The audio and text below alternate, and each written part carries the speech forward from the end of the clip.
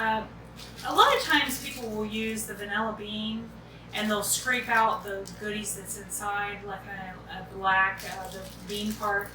I keep the hard shell and I actually grind it up. And that's what I did with the wet ingredients, some of the wet ingredients.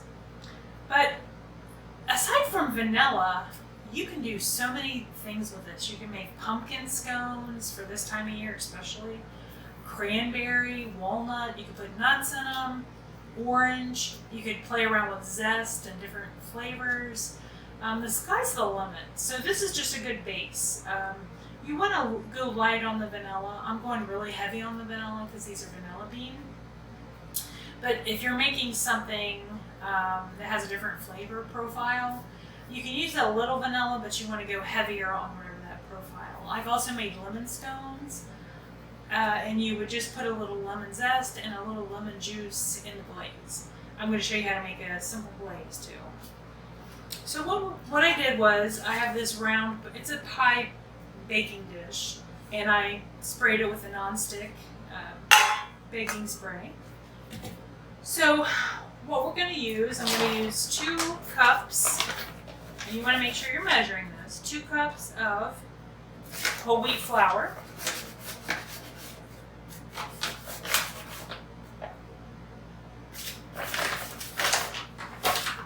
1 tablespoon, and I try to do the dry ingredients and then I incorporate the wet. 1 tablespoon of baking soda, and I am going to use sugar, but I'm going to use monk fruit sweetened sugar. You can use any sugar you want. Just remember, we're trying to lighten this up a little. So I am going to use 2/3 of a cup of sugar.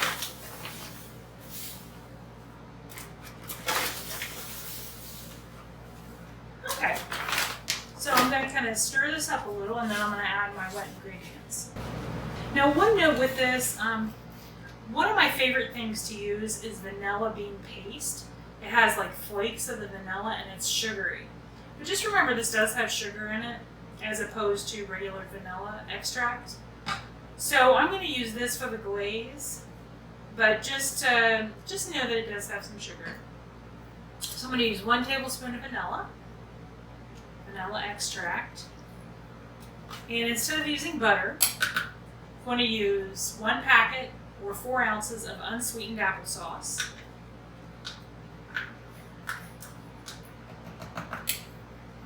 pinch of salt. You always want to use salt with sweet dishes as well. About half a teaspoon. And then in here, you don't have to do this, but I had some of these beans left over, so I wanted it to kind of have that dark specks of and it's so fragrant with the vanilla bean.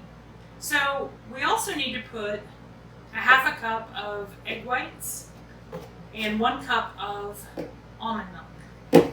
So that's what I put in here. It's really hard to grind dry ingredients, so I went ahead and put the egg white and the almond milk, and I blended it up. And it's going to cause, I don't know if you can see, but there's all kind of little dark flakes. So let's go ahead and incorporate that with the dry ingredient. And then you're going to put it in the pan. I have the oven preheated for 375. I'm going to check it in about a half hour. What we're going to do is cut it into wedges, and we're going to glaze it. Now before I cut it, you want to make sure you let it cool. And I'm going to go ahead and make the glaze. The glaze just can't get any simpler than this. All it is powdered sugar. We'll start with 1/4 of a cup. A little bit of almond milk. You want it just a touch. We can always add more. It might not look like it's enough, but... And then I'm going to add some of that vanilla bean paste. You could use regular vanilla bean, but just don't add too much. So all I'm going to do now is just stir this up. And we want it to be a glaze, so we don't want it to be too runny. So then what I'm going to do is pour the glaze, kind of smear the glaze over it. And then you could always make a little more glaze on the side after we cut it. So I'll show you what it looks like in wedges once that's done.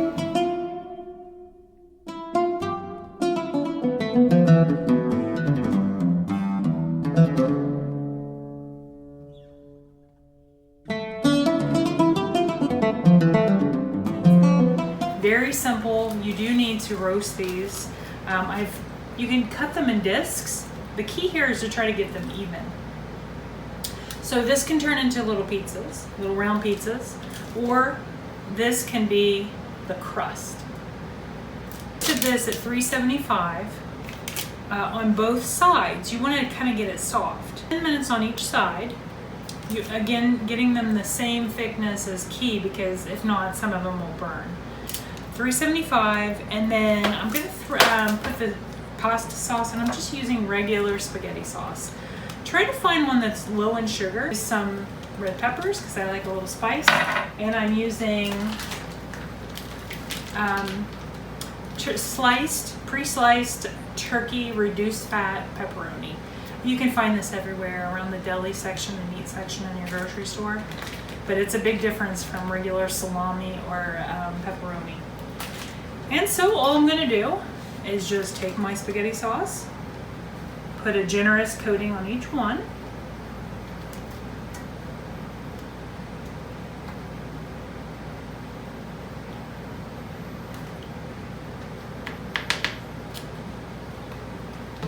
sprinkle a little red pepper, and I'm using the low moisture mozzarella that has about 80 calories. So each one is not even gonna have a fourth of a cup. So probably for the long pieces, probably an eighth of a cup for each one.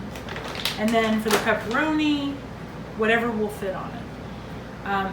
And so you're gonna put the cheese after the sauce, and then the pepperoni on top so it kind of crisps up. 375, I think it's gonna bake for about 10 minutes. Here is the final product of the zucchini pizza. As you can see, they're gorgeous, and I cooked them long enough where the pepperoni is kind of started to like curl a little bit. So all you want to do, you have these actually, this is part of my lunch segment, but you could also certainly turn this into a dinner.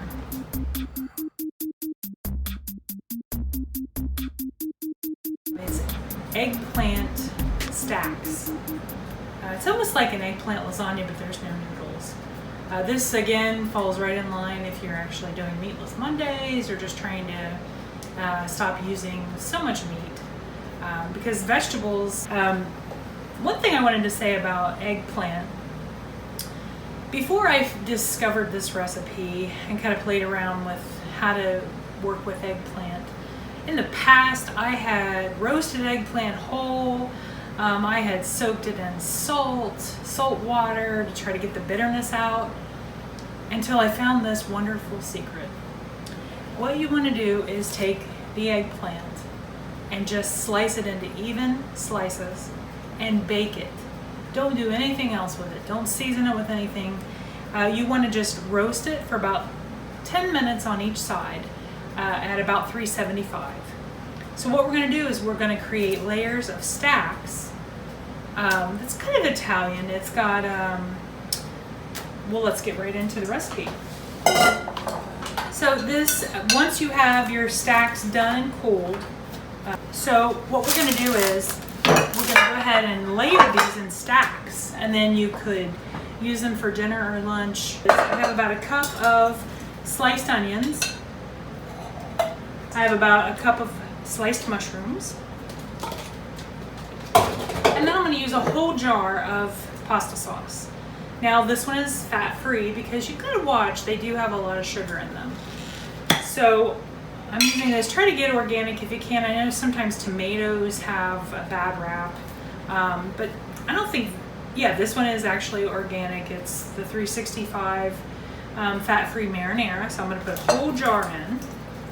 Now with the can of tomatoes that I put in, I rinse them. Every time I open up a can or a jar of beans or tomatoes, I go ahead and rinse them because they might have a little bit of sodium or who knows what was in the can.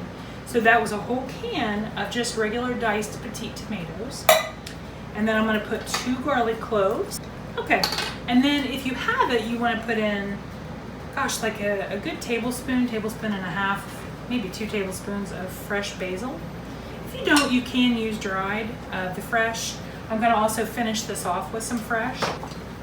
And then you're going to use probably a half a cup, maybe a fourth of a cup, maybe we'll just call it a third of a cup of Parmesan cheese, already grated up. And then I'm also going to use that part skim mozzarella. So you want to have that ready to go. Now, I'm going to put the Parmesan to try to save, because it is 110 calories for a fourth of a cup. So I'm going to just lightly sprinkle about a fourth of a cup on, maybe a third of a cup at the end. So you want to just stir up your mixture of the mushroom, tomato, and pasta sauce. And then you're going to just try to find some of these that are similar. Or put the bigger ones at the bottom, kind of like a foundation. So we're just going to layer this. Now you could use ricotta cheese in addition to, but I'm trying to keep it as light as possible. So you want to put, actually I'm going to just go ahead, before I put the eggplant down, I'm going to just put like a little layer of the tomato mixture. That'll also help it not stick. And it'll absorb into the eggplant is very porous. So it's going to absorb all of the good flavors. So actually just go ahead and layer the biggest ones on the bottom. That's going to be your foundation. And I think I'll probably get about, maybe, oh, this is a big one here. Probably about 8 at the bottom.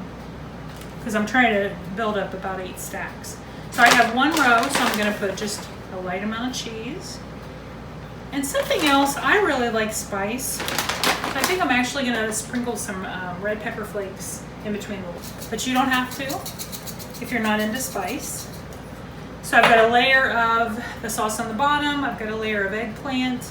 I've got a light layer of the cheese. And sometimes you can't see where the stack ends and where it begins and where it ends. And that's okay. You're just going to do slices anyway.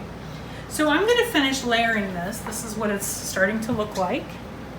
I'm going to go ahead and finish layering this. And remember, put the cheese in between. And then we're going to put a third of a cup of... just keep your eye on it if you put the cheese on top, because sometimes the cheese will burn. But you can see it almost turned out like lasagna. So what I'm going to do is just cut it into whatever sections, portions I think would be good for dinner. And then I'm going to plate it, and I will put some fresh basil on it. And I'll show you the picture after I get it plated. Thank you so much for watching.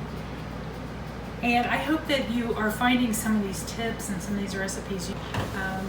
So please subscribe, click the bell, and every time I upload, which is on Friday, I try to upload Friday around midnight.